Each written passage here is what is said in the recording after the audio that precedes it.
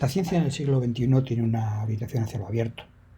Tanto los investigadores a título individual, por sus necesidades de visualización de sus resultados, como los agentes financiadores, apuestan por un modelo donde toda la producción que se derive de financiación pública tiene que estar en abierto, accesible a toda la sociedad, tanto para el avance de otros investigadores como para también conocimiento de la sociedad de lo que está sucediendo y en qué se está invirtiendo los fondos de investigación. Claro ejemplo de esto lo encontramos en el contexto del 8º centenario de la Universidad de Salamanca en el año 2018, que se celebra el 4º Encuentro Internacional de Rectores de Universidad y se realiza la Declaración de Salamanca, que literalmente un fragmento expresa que la universidad debe hacer un esfuerzo por informar y explicar qué hace, por qué y para qué.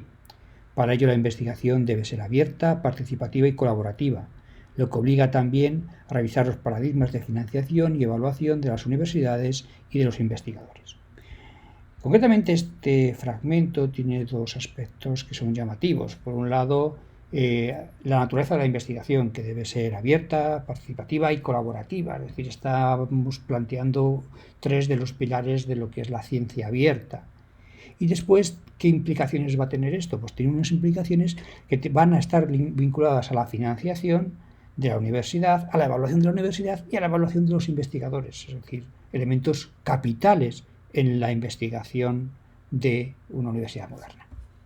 Otro claro ejemplo lo estamos viviendo actualmente con la pandemia derivada de la COVID-19, que ha hecho que todos los equipos de científicos a nivel internacional estén compartiendo sus investigaciones, sus resultados preliminares, sus artículos, para permitir un avance conjunto en lo que es la búsqueda de curas, de vacunas, de detecciones de casos. La base de la ciencia abierta está en el movimiento del conocimiento en abierto, ¿no? Y esto ha sido totalmente impulsado por la era digital, que ha permitido que a través de Internet tener mecanismos de difusión del conocimiento espectaculares, potentes y rápidos, ¿no? Entonces, compartir el conocimiento de forma eficiente pues ha permitido dar un salto cualitativo y cuantitativo a todas las disciplinas científicas en todos los lugares del mundo, con independencia de su desarrollo, porque incluso países o regiones que tienen un desarrollo más limitado, pues se ven beneficiadas de los avances que están ocurriendo pues en otros lugares del mundo que tienen mayores medios, ¿no? Esto, pues gracias al contexto del acceso abierto, de abrir los resultados, de abrir los bancos de datos, de compartir de una forma totalmente altruista los conocimientos científicos, pues ha sido el detonante y uno de los elementos de mayor importancia. Pero frente a todas las ventajas y todos los beneficios que se relacionan con el conocimiento en abierto, pues no deja de haber también controversia, porque al final abrir el conocimiento puede ir en contra de intereses económicos o a veces de barreras intelectuales o de miedos intelectuales por el hecho de quién es el propietario de una idea o que pueda haber un cierto miedo al plagio o la usurpación de esos resultados. El respaldo internacional al acceso abierto se da especialmente por una serie de conferencias, reuniones científicas que suceden en los primeros años del siglo XXI, como por ejemplo la conferencia de Budapest, donde se define qué es acceso abierto a la literatura científica y cómo debe ser de alguna manera accesible y de forma gratuita a través de la red, ¿no? Para que cualquier usuario pues, pueda leer, descargar, copiar, distribuir cualquiera de estas obras científicas. Tras la iniciativa de Budapest de 2002, el siguiente hito importante es la declaración de Bethesda sobre una publicación en acceso abierto en 2003. Aquí se plantean cuáles son las dos condiciones que debe tener o debe cumplir una publicación en acceso abierto. Por un lado, El autor, que es el propietario de los derechos de propiedad intelectual, pues otorga a los usuarios un derecho libre, universal y de perpetuo acceso a la obra, para copiarla, utilizarla, distribuirla, transmitirla de forma pública, incluso también para hacer otras obras derivadas. Además, una versión completa de la obra y todos los materiales complementarios, incluyendo pues, permisos, formato electrónico, datos, pues se tendrán que depositar en algún repositorio eh, público que permita precisamente ese acceso a la obra. Pero sin duda alguna la Declaración de Berlín de 2003 es la que tiene mayor peso internacional sobre lo que es y significa acceso abierto y conocimiento en abierto. Literalmente dice: una publicación debe estar disponible como una versión completa, esto es, con todos los materiales suplementarios, los resultados de la investigación científica original, datos primarios y metadatos, materiales fuentes, representaciones digitales de materiales gráficos y pictóricos y materiales eruditos en multimedia. Esta declaración va a estar suscrita por la práctica totalidad de la comunidad universitaria internacional, y de alguna manera esto lo que va significando es la adopción de estas políticas de ciencia abierta por parte de estas instituciones de educación superior.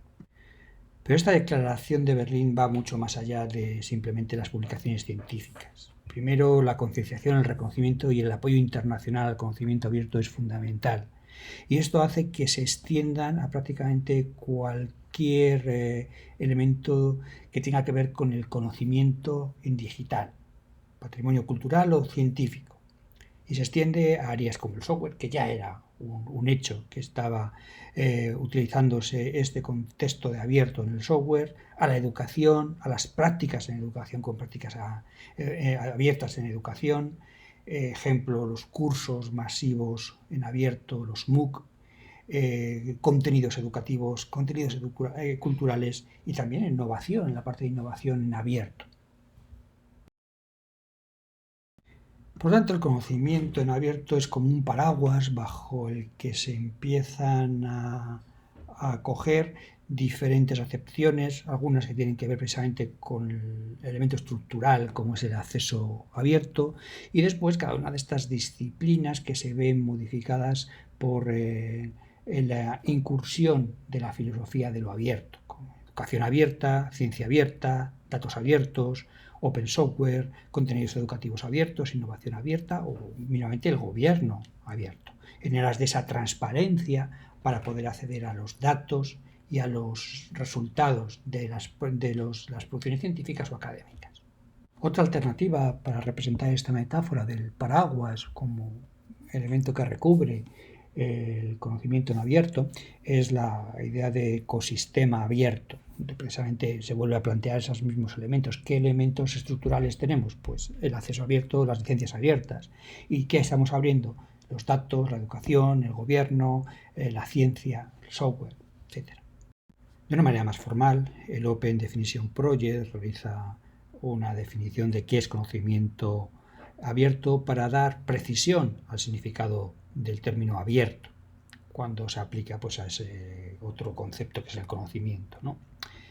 Entonces esa definición se puede resumir en que el conocimiento es abierto si cualquiera es libre para acceder a él, usarlo, modificarlo y compartirlo bajo condiciones que, como mucho, preserven su autoría y su apertura.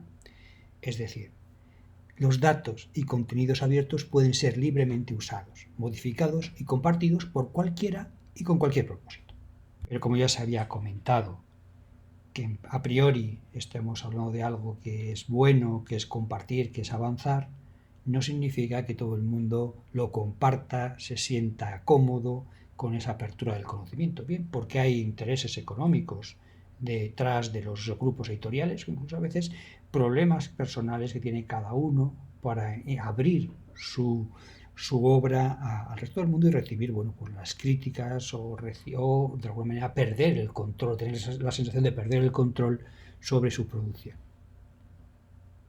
Surgen así una serie de mitos sobre el acceso abierto, a veces dirigidos por intereses de los lobbies editoriales, o a veces simplemente surgen por la no comprensión del todo del concepto de acceso abierto. El primer mito al que podemos hacer referencia es que la calidad de lo disponible en abierto es menor que la calidad de aquello por lo que hay que pagar. Realmente eso no se sostiene.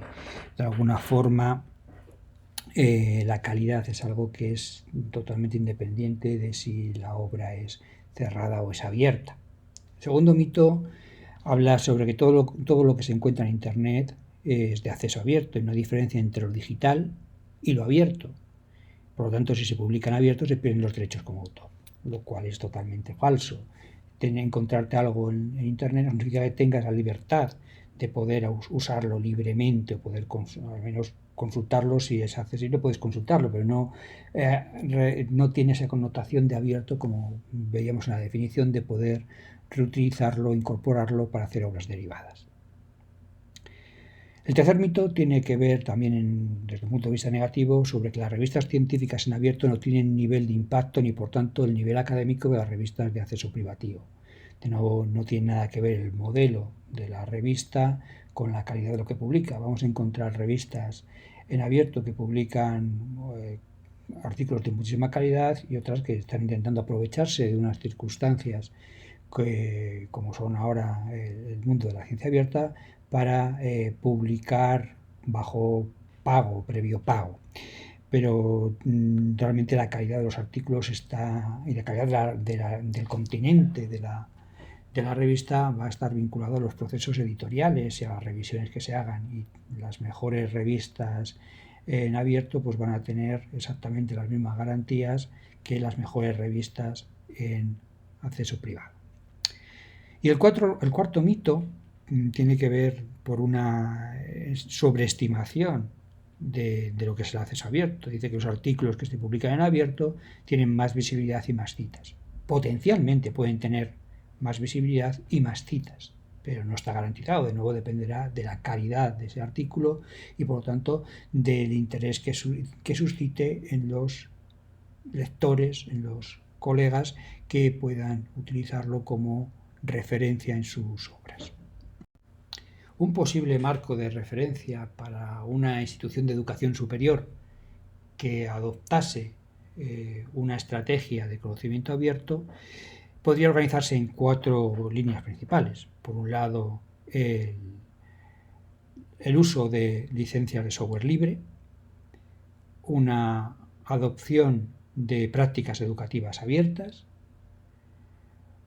lo que es la difusión de los contenidos científicos desarrollados por su comunidad en abierto, con políticas de ciencia abierta, y unas iniciativas de innovación en abierto para establecer transferencia y colaboración con el tejido productivo.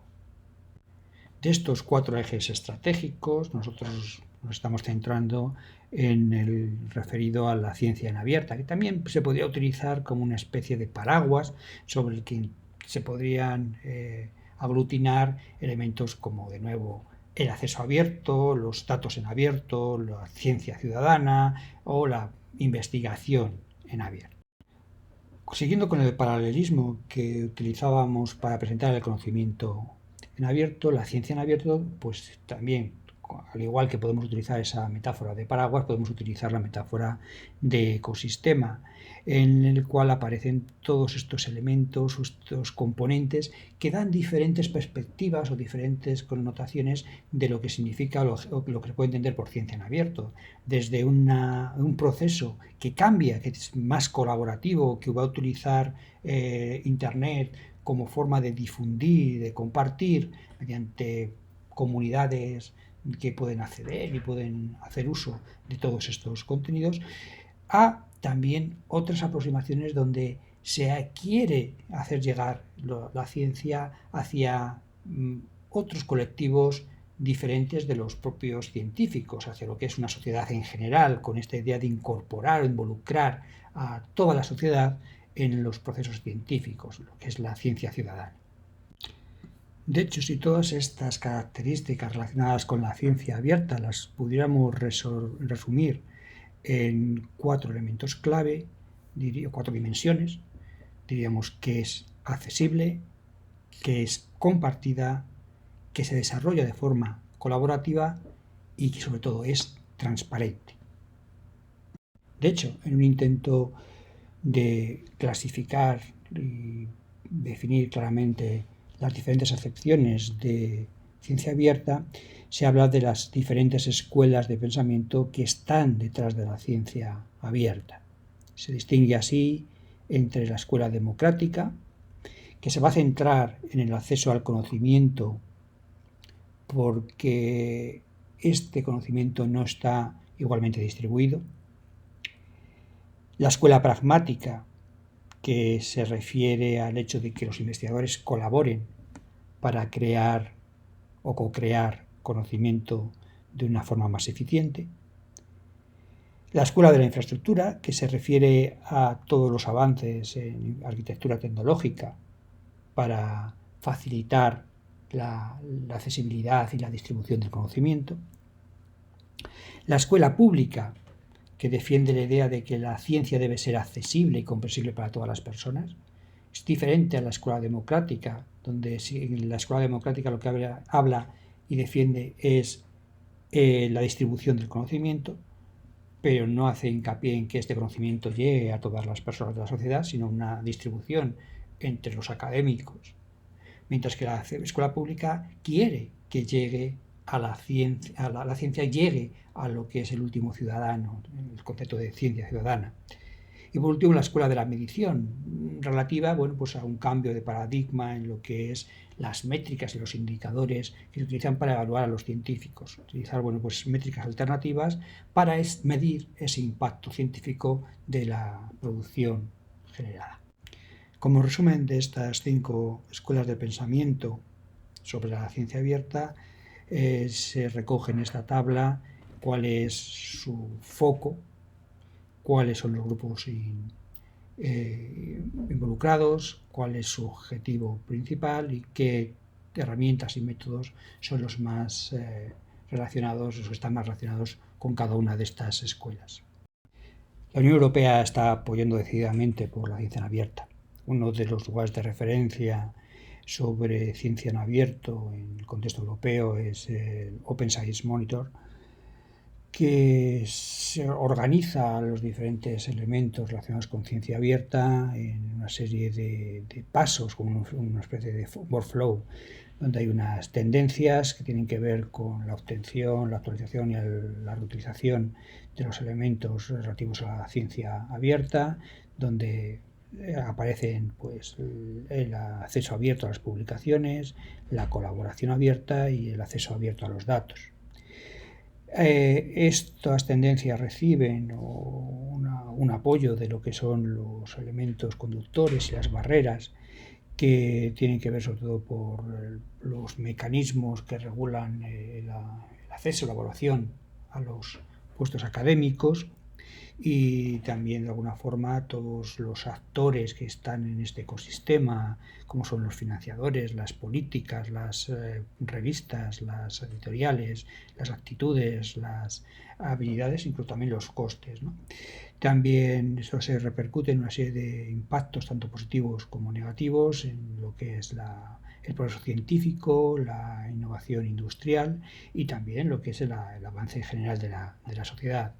Y conforme con todo esto, pues es donde se van a establecer las políticas, las estrategias de la Unión Europea con respecto a la ciencia abierta. Para desarrollar la ciencia abierta tiene que haber un contexto normativo.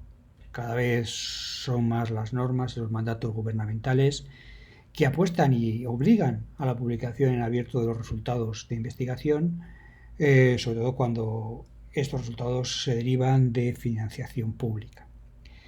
Concretamente en España pues tenemos la Ley 14 de 2011 de Ciencia, Tecnología e Innovación y como hablábamos hace un momento, todos los mandatos de la Unión Europea son quizá los marcos de referencia más cercanos que tenemos como investigadores en España.